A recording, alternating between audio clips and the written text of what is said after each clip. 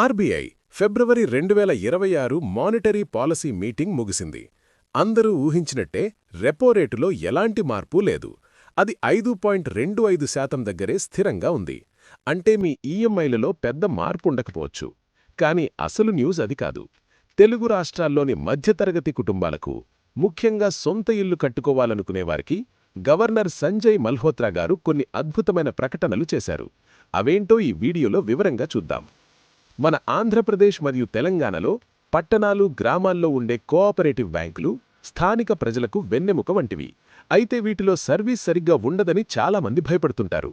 దీనిని మార్చేందుకు RBI machine Saksham ప్రారంభించింది. దీని ద్వారా దేశవ్యాప్తంగా 1.4 లక్షల మంది బ్యాంకు సిబ్బందికి అత్యాధునిక శిక్షణ ఇస్తారు.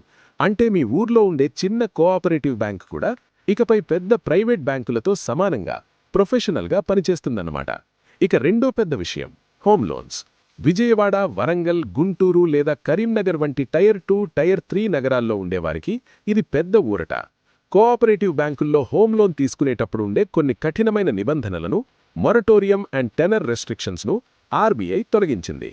దీనివల్ల మధ్యతరగతి కుటుంబాలకు లోన్ తిరిగి చెల్లించే విషయంలో మరింత వెసులుబాటు, ఫ్లెక్సిబిలిటీ లభిస్తుంది.